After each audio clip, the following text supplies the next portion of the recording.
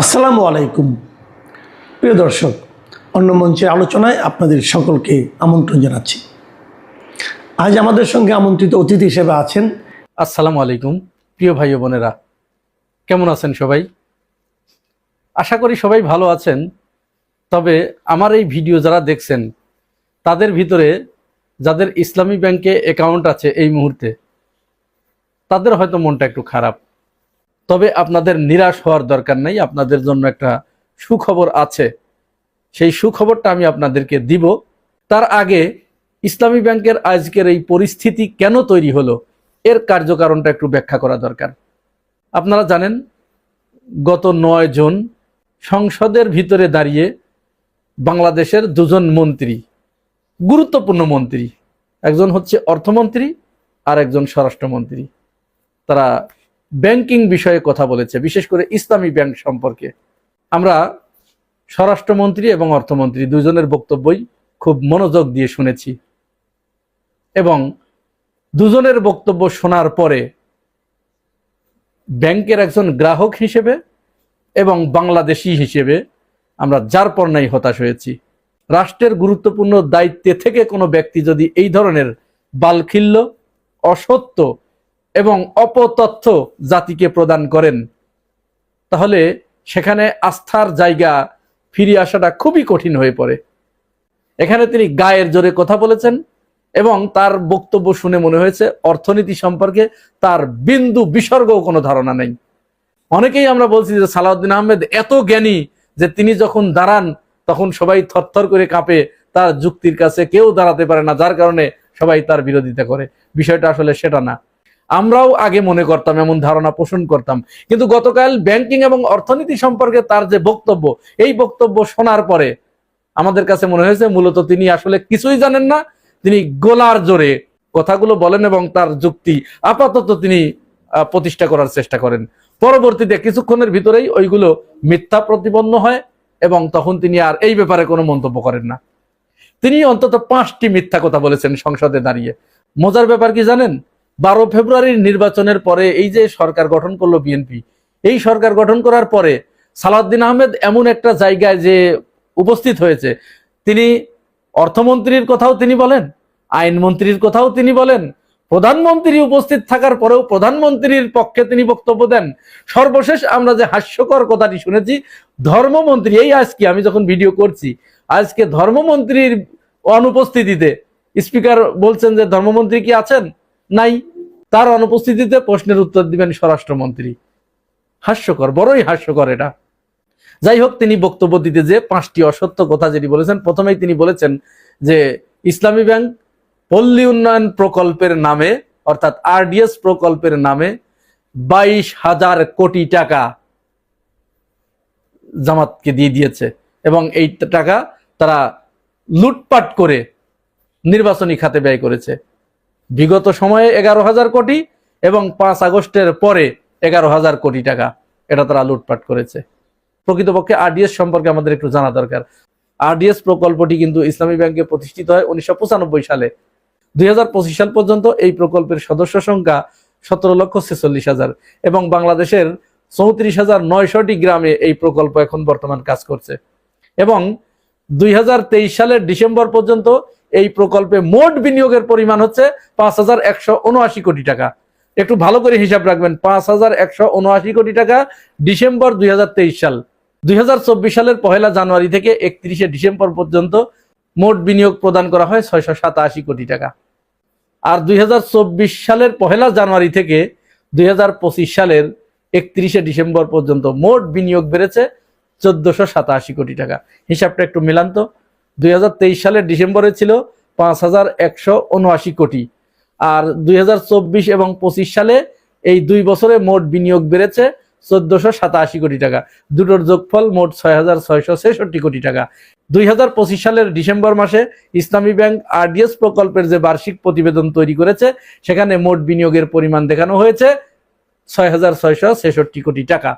তাহলে যেখানে 1995 সাল থেকে 2025 সাল পর্যন্ত মোট বিনিয়োগের পরিমাণ 6,666 কোটি টাকা, সেখানে স্বরাষ্ট্রমন্ত্রী সালাউদ্দিন আহমেদ তথ্য দিলেন যে 11,000 কোটি টাকা আগে দিয়েছে আর বাকি 11,000 কোটি টাকা 2 বছরে এখন মোট 22,000 কোটি টাকা সেখান থেকে লুটপাট করা হয়েছে।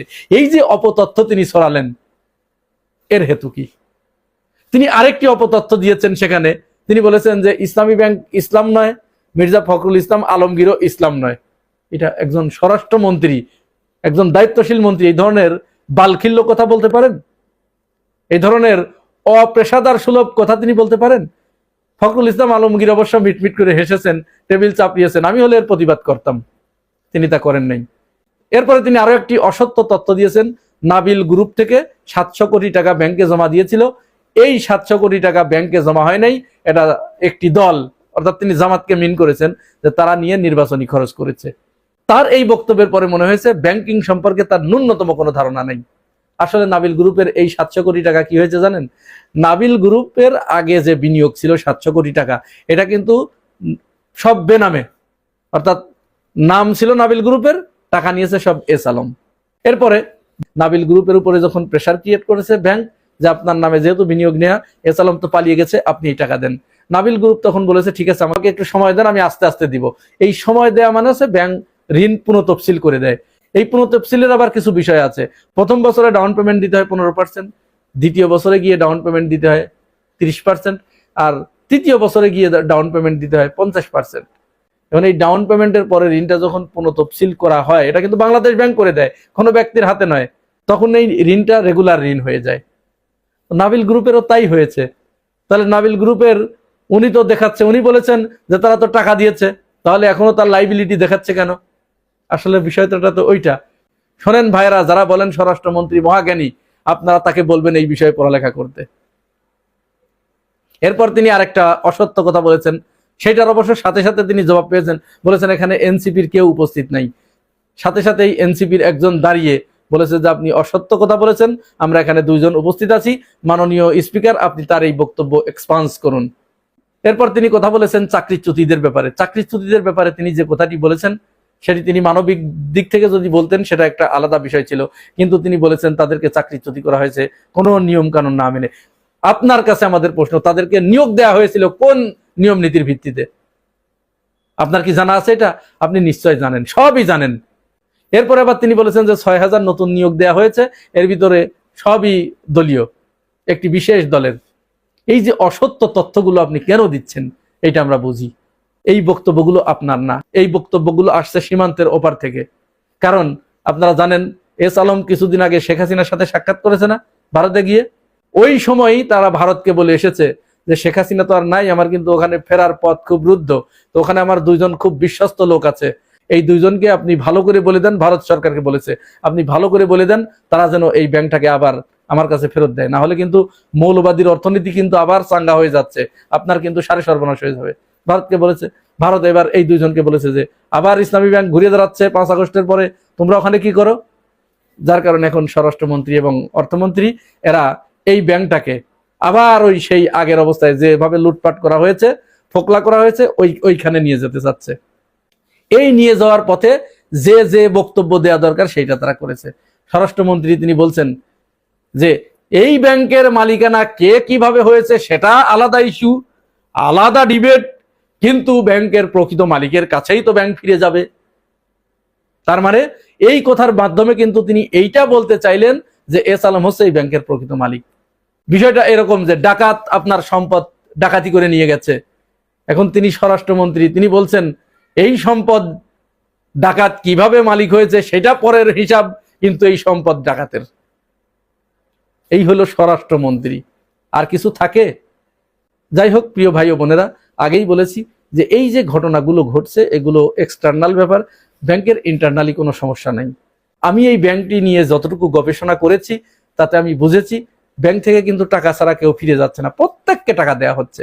যেভাবে তারা পারছে ব্যাংকের কর্মকর্তারা তারা টাকা ম্যানেজ করে দিচ্ছে, কিন্তু এই টাকাগুলো যারা আপনারা তুলে নিয়ে যাচ্ছেন তারা কিন্তু 2 দিন পরে বা 5 দিন পরে আবার আপনারা সেই ব্যাংকেই জমা দিবেন।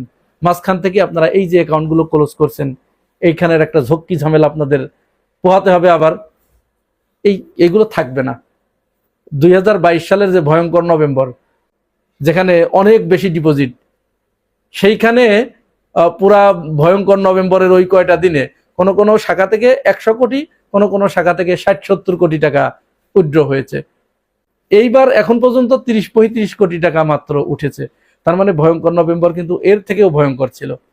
সেই সময় যেহেতু ব্যাংকটার কিছু হয় নাই, এরপরে 2024 সালের আবার ডিসেম্বরের শুরুর দিকে কিন্তু এরকম একটা গুজব উঠেছিল যে ব্যাংক 26শে ডিসেম্বর বন্ধ হয়ে যাবে। সেই 26শে ডিসেম্বর চলে গেছে, আবার 26 সালের ডিসেম্বর আসছে, ব্যাংক কিন্তু টিকে আছে। এ ব্যাংকের কিছুই হবে না। মাঝখানে 2-1 দিন একটু কষ্ট হবে, একটু অস্থিরতার ভিতর দিয়ে যাবে। আপনারা প্যানিক হয়েন না, আতঙ্কিত হয়েন না। ইসলামী ব্যাংকের প্রতি আপনারা আস্থা রাখুন। আপনাদের ভালোবাসার ব্যাংক, এই ব্যাংকের মালিক আপনারা। আপনাদের আমানতগুলো যদি আপনারা এখন তুলে নিয়ে যান, তাহলে ইসলামী ব্যাংকের এই দুঃসময়ে তাহলে আপনারা কি তাদেরকে আরো বিপদে ফেললেন না? একটু ভেবে দেখবেন। ব্যাংকটির পাশে দাঁড়ান, আপনাদের ব্যাংক, আপনারা এটাকে রক্ষা করেন। কারণ ভারত এই ব্যাংকটাকে ধ্বংস করার জন্য উঠে পড়ে লেগেছে, সেইটাই বাস্তবায়ন করছে চট্টগ্রাম কেন্দ্রিক একটি গ্রুপ। আঞ্চলিকতাবাদের একটা চরম ব্যাপার এখানে কাজ করছে। অর্থাৎ তাদের এলাকার প্রতি তারা এতটা লয়াল যেন এইটা রাষ্ট্রের ভিতরে আরেকটা রাষ্ট্র, এরকম একটা ব্যাপার। প্রিয় ভাই ও বোনেরা, এ ব্যাপারে আপনাদের মতামত কি জানাবেন মন্তব্যের ঘরে। আর আপনি যদি আমার এই চ্যানেলে নতুন হয়ে থাকেন তাহলে চ্যানেলটি সাবস্ক্রাইব করে পাশে থাকবেন। আজ এ পর্যন্ত। আসসালামু আলাইকুম। ইসলামিক ব্যাংক এখন বিএনপির ব্যাংক হয়ে গেল। আমির খসরু সাহেব, উনি অর্থমন্ত্রী, উনি বলছেন বিএনপির কাছে এই ব্যাংকটা নিরাপদ থাকবে, মানে ইসলামিক ব্যাংকটা এখন বিএনপির কাছে নিরাপদ থাকবে। আর মানে এর আগে কার কাছে ছিল এই ব্যাংকটা? এটা কি জামাতে ইসলামের ব্যাংক? না, নিশ্চয়ই জামাতে ইসলামের ব্যাংক না। কিন্তু যারা জামাত ইসলামের মাইন্ডের, ইসলামিক মাইন্ডের সিংহভাগই তারা, হ্যাঁ, ওইখানে যারা অ্যাকাউন্ট করছে তাদের মধ্যে শিবির, জামাত এবং ইসলামিক মাইন্ডের মানুষই বেশি এখানে অ্যাকাউন্ট করছে। অন্য ধর্মের কেউ নাই, প্রচুর আছে।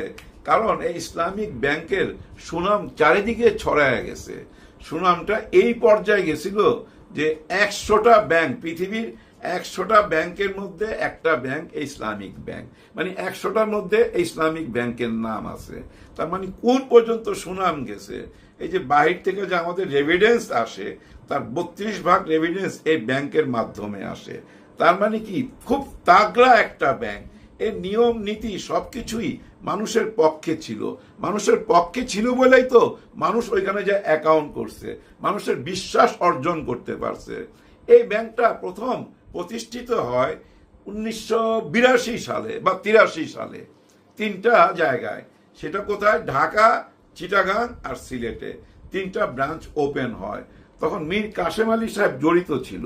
উনি যে মালিক তা বলছি না আমি, অনেকেই মালিক ছিল, কিন্তু মীর কাসেম আলী সাহেব জড়িত ছিল। আর সেই থেকেই আমরা অনেকেই জানি জামাত ইসলামের সাথে এই ব্যাংকটার সম্পর্ক আছে, যার জন্য আমরা সবাই ওই ব্যাংকে অ্যাকাউন্ট করছি। আমি নিজেও করছি। হ্যাঁ, আজকে ভাই টাকা আনতে পাঠাইছিলাম মাত্র 60,000 টাকা। অনেকক্ষণ দাঁড়ায় থাকতে হয়েছে। যে দাঁড়ায় ছিল ও হচ্ছে আমার শ্যালক মাহফুজ। ও আইসা আবার বাসায় এটা বইলা দিছে। বাসায় বলার সঙ্গে সঙ্গে আমার বউ বলতেছে, হ্যাঁ হ্যাঁ আমার কি হবে, কারণ তার ছোট ছোট 2টা অ্যাকাউন্ট আছে, মানে এফডিআর আছে এই ব্যাংকে। এখন বলে যে এই টাকা তো উঠে আনতে হবে। আমি দূর চুপ থাকে তো কিচ্ছু হবে না, বিএনপির কাছে আছে, বিএনপি সরকারে আছে। এই ব্যাংকের যদি কিছু হয় সরকার মুখ দেখাইতে পারবে? মুখ দেখাইতে পারবে না, কারণ তারা তো দায়িত্ব নিয়ে নিছে। কিন্তু দায়িত্ব নেওয়ার আগে একটা সুন্দর কথা বলছে আমাদের সালাউদ্দিন আহমেদ সাহেব। এই ব্যাংক নিয়ে কথা বলার কথা ছিল আমির খসরু সাহেবের, কিন্তু অর্থমন্ত্রীর জায়গায় স্বরাষ্ট্রমন্ত্রী সাহেব এই ব্যাংক নিয়ে কথা বলছে, যার জন্য এটা চারিদিকে এখন আলোচনার অনেক মুখ আছে ভাই, অনেক দিক আছে। বিভিন্ন দিক নিয়ে মানুষ বিভিন্ন রকম আলোচনা করতেছে। এই আলোচনার মধ্যে আবার মধ্যমণিকে এস আলম, হ্যাঁ স্বাগতম এস আলম। ওনার নাম কখন থেকে এই ব্যাংকের সাথে জড়িত? শেখ হাসিনার আমলে 82-83 সালে যে ব্যাংকটা হয়েছিল, ওই ব্যাংকটা কিন্তু ধীরে ধীরে সারা বাংলাদেশে ছড়ায় গেল। এমন একটা পর্যায়ে চলে আসলো, এমন একটা বিশ্বাস অর্জন করলো। বাংলাদেশে যতগুলো ব্যাংক আছে তাদের মধ্যে সেরা ব্যাংক ইসলামিক ব্যাংক। ওই টাইমে আমরা দেখলাম শেখ হাসিনার আমলে মধ্যরাতে ওই যে ডিজিএফআই বা কারা কারা যেন, এগুলো শোনা কথা, আমার কাছে প্রমাণ তো নাই। ডিজিএফআই নাকি উঠায় নিয়ে যায় ওই ব্যাংক লেখা নিয়ে গেছে, ওই থেকে এই ব্যাংকের মালিক কে হয়ে গেল এস আলম। উনি বিরাট অঙ্কের টাকা দিয়া এটা শেয়ার কিনা এটার মালিক হয়ে গেল, এবং আগের লোকজন ছড়ায় নিজের লোকজন বসাইলো। এরপর তো চলে আসলো 5ই আগস্ট, উনি তো পালায়া চলে গেলেন। পালাইতে হয় নাই, এর আগে থেকে উনি বিদেশে আছে। কারণ কি জানেন, এই সেরা ধনীরা কিন্তু ডিপ স্টেটের সাথে সম্পর্ক রাখে, ওনারও কিন্তু ডিপ স্টেটের সাথে সম্পর্ক আছে। এরপর থেকে উনি বাইরে থেকে এই ব্যাংকের মালিকানা ফেরত আনার জন্য বহু রকম চেষ্টা কইরা যাচ্ছে। আমরা এর আগে অনেক রকম গুজব শুনছি যে বিএনপির নির্বাচনে প্রচুর টাকা ঢালতেছে, গুজব, আমার কাছে প্রমাণ নাই, এরকম গুজব শুনছি। এবং আমরা এটাও জানি এস আলমের সাথে সালাউদ্দিন সাহেবের একটা ভালো সম্পর্ক, আর এই সম্পর্কটা যে কতটা গভীর, উনি শিলং থেকে আইসা যে প্রথম গাড়িতে উঠছিল ওই গাড়িটা ছিল এস আলমের। এটা নিয়ে তো অনেক রকম কথাবার্তা হয়েছে। উনি কিন্তু বলছে যে আমি জানতাম না ওইটা কার গাড়ি, কিন্তু পাবলিক কিন্তু জানে এস আলমের সাথে আপনার গভীর সম্পর্ক, আপনার ছেলে এস আলমের এখানে চাকরি করে, এরকম কথা তো আমরা শুই না আসতেছি। এখন এই কথাগুলো আমি কেন বলতেছি? এই জন্য বলতেছি, আজকে যদি সংসদে অর্থমন্ত্রী আমির খসরু সাহেব এই ইসলামিক ব্যাংক নিয়ে কথা বলতো, তাহলে কিন্তু এই কথাটা সামনে আসতো না। কোন কথাটা? যে সবাই বলতেছে সালাউদ্দিন সাহেব সমস্ত কল কাঠি নাড়তেছে, কারণ উনি তো ব্যাংক নিয়ে কথা বলতেছে। অর্থমন্ত্রী যে কথা বলবে ওই কথা উনি বলতেছে। উনি বলতে যে কি বললো, খুব সুন্দরভাবে কাব্যিক ভাবে বলল, ইসলামিক ব্যাংক মানে ইসলাম না। কথাটা কিন্তু সত্য। ব্যাংক আবার ইসলাম হয়ে যায় কেমনে? কোন দলের টাইটেলে যদি ইসলাম থাকে সেটা ইসলাম না, এটাও সত্যি কথা। একটা দলের সাথে ইসলাম নাম আছে বলে ইসলাম হয়ে যাবে? নিশ্চয়ই না। কোন ব্যক্তি, কোন দল বা কোন প্রতিষ্ঠান ইসলাম হইতে পারে না। ইসলাম হচ্ছে একটা পূর্ণাঙ্গ জীবন ব্যবস্থা। এই যে সকালে ঘুম থেকে উঠি এবং ঘুমানোর আগ পর্যন্ত আমি কি করব এবং কি করতে পারবো না, আমি আমার পরিবারের সাথে কি ব্যবহার করব, মা বাবার সাথে কি ব্যবহার করব, পাড়া প্রতিবেশীর সাথে কি ব্যবহার করব, এবং আমি যদি ব্যবসা বাণিজ্য করি কিভাবে ব্যবসা বাণিজ্য করব, ওজনে কম দিলে আমার পাপ হবে, সঠিক ওজন দিলে আমি পুণ্য পাবো, সমস্ত কিছু নিয়েই তো একটা ইসলাম, পূর্ণাঙ্গ একটা জীবন ব্যবস্থা। হ্যাঁ ভাই, অর্থাৎ পূর্ণাঙ্গ একটা জীবন ব্যবস্থা হচ্ছে ইসলাম। কিন্তু এই ইসলামটা প্রচার করার জন্য তো ভাই কিছু প্রতিষ্ঠান লাগবে, কিছু সংগঠন লাগবে। যেমন এই যে মসজিদ, মসজিদ কি ইসলাম? না, মসজিদ তখনই ইসলাম যখন আমরা মুসলমানরা যাই ওইখানে নামাজ পড়বো, তারপরেই তো সেটা ইসলাম, মানে একটা প্রতিষ্ঠান। যেমন এই যে মাদ্রাসা, এটা একটা সংগঠন বলতে পারেন, একটা প্রতিষ্ঠান বলতে পারেন। সেটার কি দরকার? এই জন্য দরকার ইসলাম প্রচার করার জন্য।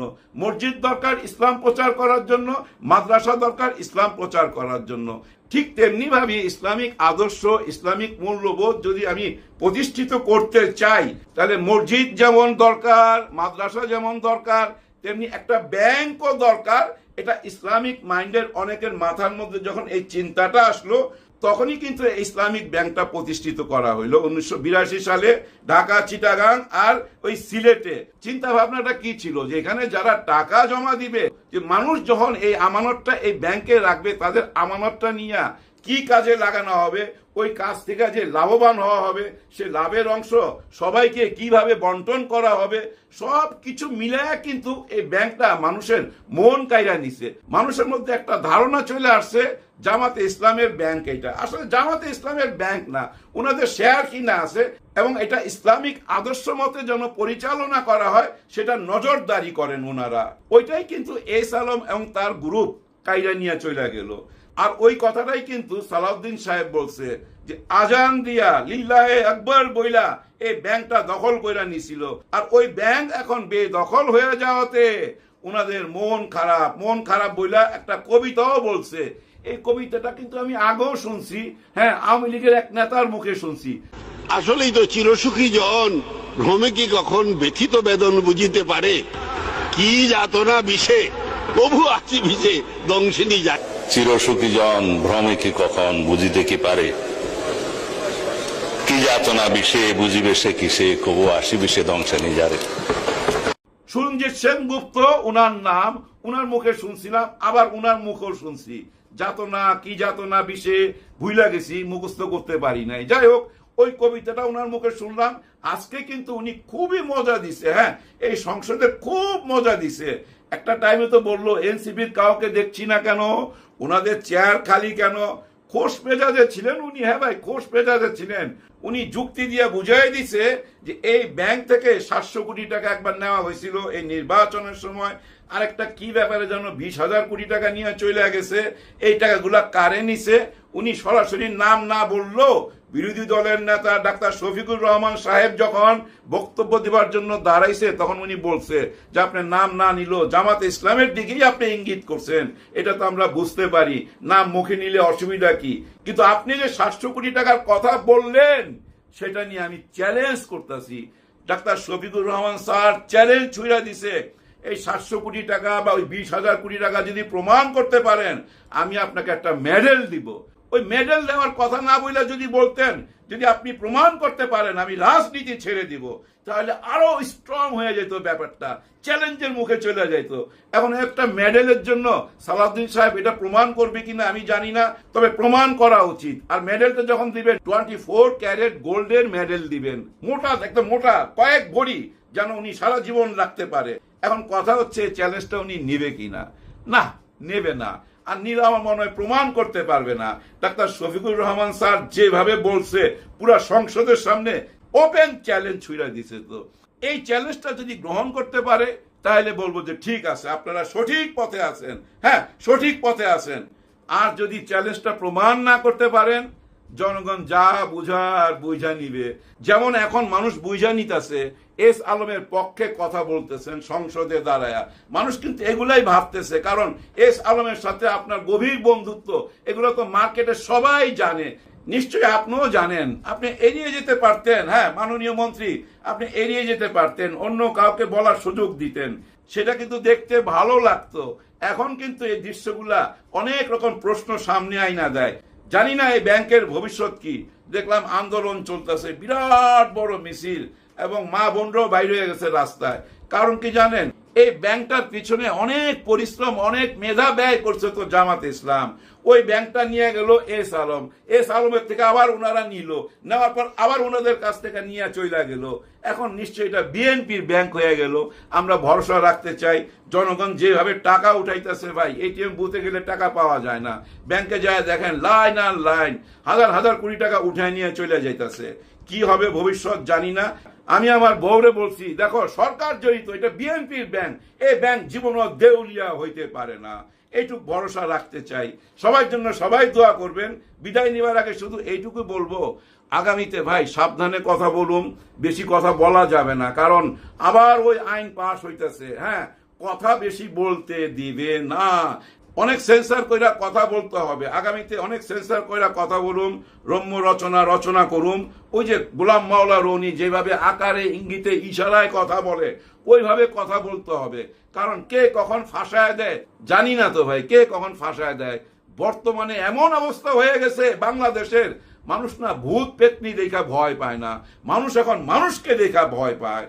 হ্যাঁ ভাই, মানুষ এখন ভূত পেতনি দেখা ভয় পায় না, মানুষ মানুষকেই ভয় পায়। এমন অবস্থায় চলে গেছে বাংলাদেশ। বহুদিন যাবৎ খারাপ টাইম পাস করতেছে, নিশ্চয়ই সামনে ভালো দিন আসবে। চীনা একটা প্রবাদ আছে, খুব পুরনো প্রাচীন প্রবাদ, খারাপ দিন বেশি দিন থাকে না। এই জন্য দেখেন না চাইনিজরা খুব ভালো থাকে, তারা বিশ্বাস করে খারাপ টাইম বেশি দিন থাকে না, শুধু ভালো টাইমের অপেক্ষা করতে হবে। আমরা ভালো দিনের অপেক্ষায় রইলাম। সবার জন্য সবাই দোয়া করবেন। আল্লাহ হাফেজ।